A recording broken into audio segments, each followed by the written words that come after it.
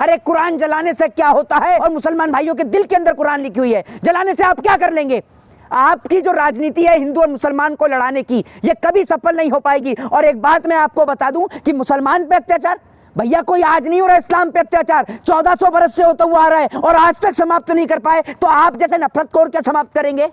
इस देश के अंदर अगर उंगली मुसलमान पे उठेगी तो यह ध्यान रखिएगा कि उसको रोकने वाला हिंदू होगा, और अगर उंगली हिंदू पे उठेगी तो उसको रोकने वाला मुसलमान होगा। सरकार देश की चाहती है कि हिंदू और मुसलमान लड़े, लेकिन हिंदू और मुसलमान कभी नहीं लड़ेगा। जहां सरकार भाजपा की है नहीं है, वहां पर ये दंगाई घुस रहे हैं और सरकार को बदनाम करने का काम कर रहे हैं। रामनवमी के पावन पर्व पर 4000 से ज्यादा पवित्र कुरान को जलाया गया। सबसे पहले तो मुझे शर्म आती है उन दंगाइयों के ऊपर जो लोग कुरान को जलाने का काम करते हैं। अगर मान लीजिए कोई व्यक्ति कुरान को जला रहा है तो कल को कोई गीता को भी जला सकता है, रामायण को भी जला सकता है। मदरसा जला दिया गया सर। देखिए बहुत गंभीर विषय है। सबसे पहले तो मैं उन लोगों की तरफ से आपसे माफी मांगता हूं कि वो लोग हमारे जाति, हमारे धर्म, हमारे मजहब के लोग हैं, लेकिन दंगाई लोगों का कोई जाति, कोई धर्म, कोई मजहब नहीं होता है। लेकिन फिर भी मैं उन भाइयों से हाथ जोड़कर माफी मांगता हूं कि जिन लोगों ने ये जो दंगा किया है, जिन लोगों ने आगजनी करी है, आप लोग आक्रोश में आकर अपने प्रेम भाईचारे को समाप्त ना करें। रमजान का पावन महीना चल रहा है, इस रमजान के पावन महीने में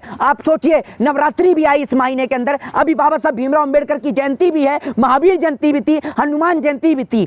इतनी बड़ी घटना हो गई, उसके बावजूद भी आपने देखा होगा कि हनुमान जयंती के पावन पर्व पर हर मस्जिद के बाहर जो है मुस्लिम भाई जो है वो क्या कहते हैं पानी का गिलास पिला रहे थे, कहीं पे पानी भर भर के दे रहे थे, कहीं पे शरबत दे रहे थे, कहीं पे खीर बांट रहे थे। और हमारे क्षेत्र में जब हनुमान जयंती निकली तो मैं आपको बता दूं वहां तलवारें नहीं लहराई गई, वहां पर हर मस्जिद के बाहर एक ही गाना बजाया गया कि हम हिंदू मुस्लिम सिख ईसाई हम वतन हम नाम है, जो करे हमको जुदा तो मजहब नहीं इल्जाम है। हर जगह जहां जहां मस्जिद पड़ी वहां पर यह गाना बजाया गया। और मुसलमान भाइयों ने जब हनुमान जी की शोभा यात्रा निकल रही थी कल हनुमान जयंती के मौके पर, तो मुसलमान भाई अपनी छत पर से पुष्प की वर्षा कर रहे थे। ये हिंदुस्तान है जनाब। शर्मा गाना तो अब ये बज रहा है कि टोपी वाला भी जय श्री राम बोलेगा। देखिए मैं आपको एक बात बताता हूं, टोपी वाला अल्लाह अकबर बोलेगा और तिलक वाला जय श्री राम बोलेगा, वो एक उसकी अपनी एक पर्सनल राय है। आप किसी को जबरदस्ती ना जय श्री राम बुलवा सकते हैं ना उससे अल्लाह अकबर बुलवा सकते हैं। ये देश संविधान से चलेगा और संविधान धर्मनिरपेक्षता की बात करता है, और धर्मनिरपेक्ष देश में ना हिंदू की बात सुनी जाएगी, ना मुसलमान की, ना सिख की, ना ईसाई की, संविधान की सुनी जाएगी। आपने कहा बिहार सरकार उन दंगाइयों के खिलाफ सख्त कार्रवाई करे, लेकिन बिहार सरकार तो इफ्तार पार्टी में मसरूफ है। एक बात आप मुझे बताइए, बिहार की सरकार इफ्तार पार्टी कर रही है ताकि माहौल को ठंडा किया जाए, ताकि ये लगे कि प्रेम और भाईचारे की मिसाल दी जाए। नीतीश कुमार जो कि बिहार के मुख्यमंत्री हैं, उप मुख्यमंत्री तेजस्वी यादव हैं, जब एक हिंदू गले से लगाकर मुसलमान को इफ्तार की पार्टी करेगा, मैंने भी इफ्तार की पार्टी करी और इफ्तार की पार्टी के दौरान मैंने अपने हाथ से एक मौलाना साहब को खजूर खिलाकर उनके इफ्तार का रोजा खुलवाने का काम किया। आप कैसे हिंदू है सर? जी कैसे हिंदू है, वो कैसे हिंदू है? करे टोपी वाला जय श्री राम कहलाएगा, आप भी जय श्री राम कहलाएगा। अरे भैया एक बात आप मुझे बताइए, ये तिलक और टोपी का संबंध तो ऐसा है, तिलक और टोपी का संबंध तेल और पानी का संबंध है। जैसे बिना पानी के बालों में तेल नहीं लगाया जा सकता, वैसे ही तिलक और टोपी के बिना ये देश नहीं चल सकता। मैं आपको बता दूं, ये तिलक और टोपी का संबंध जब जब तिलक रुस्वा हुआ है उसका साथ देने के लिए टोपी आई है, और मैं आपको बता दूं ये तिलक और टोपी का संबंध कभी जुदा नहीं हो सकता, और इनको जुदा करने वालों को हम खुदा से मिला देंगे अगर ये तिलक और टोपी के संबंध को तोड़ेंगे तो। कहा कि भाई चारा है इफ्तार पार्टी जी, लेकिन जहाँ पीड़ित परिवार जो लोग हैं, ना मदरसा अजीजिया को जलाया गया है, तोड़ फोड़ किया गया, वहाँ पर ना चाचा पहुंचे ना भतीजा पहुंचे। जी मैं आपको एक बात बता दूं, सबसे पहली बात कि वहां पर जो भी जगह है, अगर आगजनी वाली जो जगह है वहां पर अगर मुख्यमंत्री को पहले तो वहां पहुंचना चाहिए तत्काल। दूसरी बात ये वहां सख्त से सख्त एक्शन लेना चाहिए दंगाइयों के खिलाफ। लेकिन बिहार की सरकार अभी इतनी एक्टिव है कि जो भी बिहार में दंगे करने की कोशिश भी कर रहा है, क्योंकि अभी बिहार में सरकार तेजस्वी यादव की है, यानी आरजेडी की सरकार है, जिस कारण उस सरकार को बदनाम करने की कोशिश करी जा रही है। सरकार ये सब इसलिए हो रहा है क्योंकि उनके पिताजी लालू प्रसाद यादव को झुकाने की कोशिश करी गई, उस आदमी को जेल में डाला गया। जब वो जेल में नहीं झुका तो उसके पिताजी को जेल के अंदर नहीं झुका तो उसके बेटे के ऊपर सीबीआई ईडी की जांच हुई, फिर उसकी बहन के ऊपर जांच हुई। तो ये लोग सोच रहे हैं कि बिहार में षड्यंत्र के तहत किसी भी प्रकार से राष्ट्रपति शासन लगवा दें और वहां की सरकार को गिरा दें, यही इनको दर्द है। हिंदू डरे हुए हैं, रामनवमी भी नहीं मना पा रहे हैं। कैसी बात कर रहे हैं आप? क्यों डरेगा हिंदू, और किससे डरेगा? हमारे भाई हैं, हमारे देश के लोग हैं। नरेंद्र मोदी है, नरेंद्र मोदी और उनकी पार्टी का कोई भी नेता, ये गिरिराज सिंह जाएगा चाइना के बॉर्डर पर है, हिंदू मुस्लिम के लिए बहुत बयान देता है, जाएगा चाइना के बॉर्डर पर, जहां 11 देशों के नाम बदल दिए चाइना ने, जाएगी साध्वी प्रज्ञा ठाकुर, कर दो मेरे ऊपर केस कि ऐसे शब्दों का प्रयोग कर रहे हैं। मैं कहता हूं, है किसी नेता के अंदर दम? अमित शाह भेटेगा अपने बेटे जैसा को अरुणाचल प्रदेश के बॉर्डर पर? नरेंद्र मोदी जाएंगे? बताइए ना आप मुझे। देश के लोगों को आपस में लड़ा रहे हैं। अगर देश के लोग आपस में लड़के, सुन लीजिए, अरे सुन लीजिए मेरी, मैं आपको बताता हूं, सुन लीजिए। एक बार तेजस्वी यादव और जो है नीतीश कुमार को दोषी न ठहराते हुए आप मोदी जी पे चले जाते हैं। एक बात आप मुझे बताइए, दंगा हुआ बंगाल के अंदर, वहां का आदमी पाया गया बिहार का। ममता जिम्मेदार है, मोदी जी जिम्मेदार है? तो एक बात मुझे बताइए ना, वो दंगाई आया कहां से? वो सुमित जो बिहार का रहने वाला था, वेपन लेके कहां से घुसा?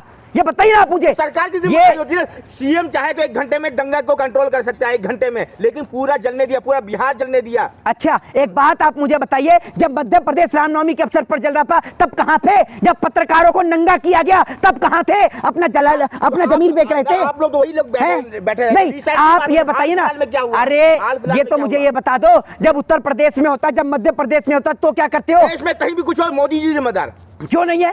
एक बात आप मुझे बताइए, आज इस नफरत को किसने बढ़ावा दिया है? नफरत की आंख किसने लगाई देश में? नफरत पैदा किसने करी? एक हिंदू भाई अगर धरना प्रदर्शन करे, सरकार का विरोध करे, तो उसको कहते हो आप मौलाना है। वो मोहित शर्मा नहीं, वो मोहित खान है। एक मुसलमान अगर सरकार से सवाल कर ले तो कह दोगे ये आतंकवादी है, ये टेररिस्ट है। एक बात मुझे सुन लीजिए, अरे सुन लीजिए, सुन लीजिए, सुई से लेकर परमाणु बम तक इस देश की पुरानी सरकारों ने बनाया, और बेचने वालों को आप देशभक्त बताते हो, और जिन्होंने बनाया उन्हों को आप देशद्रोही बताते हो। होम मिनिस्टर जी कह रहे हैं, अमित शाह जी, कि सरकार हमारी बनवाई है, उल्टा टांग दिया जाएगा इन नेताओं को। तो एक बात आप मुझे बताइए, मध्य प्रदेश में तो आपकी सरकार थी, तो कौन सा वहां पर कथक कली कर रहे थे? जरा ये तो बता दीजिए। आप एक बात मुझे बताइए, मध्य प्रदेश में तो आपकी सरकार थी, वहां क्या हुआ? मामा ने क्या कर दिया?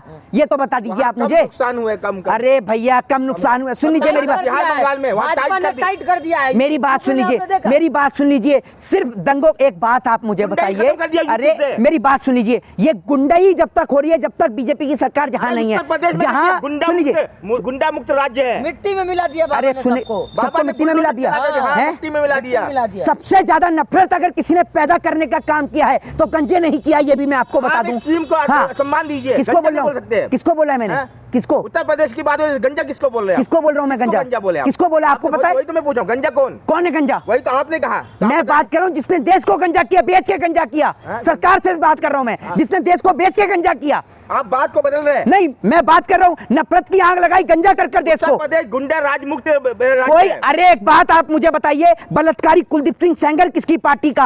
अभी हाथरस में, सुन लीजिए, हाथरस में, अरे जेल में है। यूपी में अगर होते पत्थरबाज मिट्टी में मिला दिए जाते। अच्छा है, तो एक बात आप मुझे बताइए, जो लुल्लू मॉल में पढ़ रहे थे वो क्या कर रहे थे? उनके ऊपर क्या कार्रवाई हो गई? जरा ये तो बता दीजिए। जो लुल्लू मॉल में घुस रहे थे, पता चला वो तो हिंदू ही थे जो नमाज अदा कर रहे थे। वाह योगी जी वाह, वोट पाने के लिए तो आप किसी भी हद तक गिर सकते हैं। भाजपा ही लोग सिर्फ यही काम करते हैं कि हिंदुओं के क्षेत्र के अंदर ये लोग टोपी लगवा कर दंगा करवाते हैं, और मुसलमान के क्षेत्र में ये भगवा गमछा डलवा के दंगा करवाते हैं। समझ रहे? भारत में एक जाबाज सीएम वही है। कौन है? योगी आदित्यनाथ। भूल गए? आप भूल गए? सदन में खड़े होकर रो रहा था वो व्यक्ति। हाँ, आप देख लीजिए। और दूसरी बात ये, देश के अंदर सबसे ज्यादा आंख तो इन्होंने लगाई है, जो कहते थे इन मौलानाओं को ज्यादा तवज्जो देने की जरूरत नहीं है, और भूल गए उन्हीं मौलानाओं के हाथ आपके प्रधानमंत्री सऊदी अरबिया और दुबई तक जाके चूम रहे हैं, इराक और कुवैत तक जाके चूम रहे हैं। हाँ, तो फिर क्यों कहते हो? नहीं, एक बात, अरे पेट में दर्द, एक बात मुझे बताओ ना। मैं तो यही कहता हूँ कि भाईचारे की मिसाइल देने का अगर इतना ही शौक है तो एक बात मुझे बताइए, तो फिर ये बयान क्यों देते हो कि इन मौलानाओं को ज्यादा तवज्जो देने की जरूरत नहीं है? योगी जी ने कितने हिंदुओं की दुकान का उद्घाटन किया, लेकिन लुलू मॉल के मुसलमान का उद्घाटन कर रहे हैं, तब नहीं दिख रहे। भाजपा वाले दामाद मुसलमान पकड़ कर ला रहे हैं, तब इन्हें नहीं दिख रहा।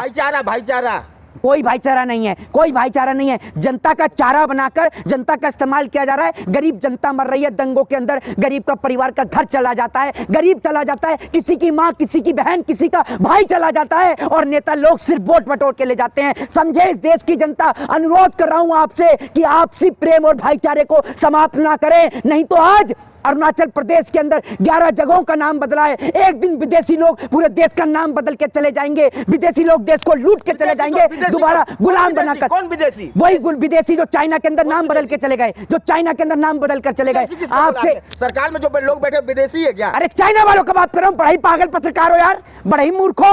है चाइना वाले नाम बदले, पागल हो क्या? दिमागी संतुलन खो चुके हो। भैया आपसे अनुरोध कर रहा हूं, ऐसे लोगों के चक्कर में प्रेम खराब ना करें।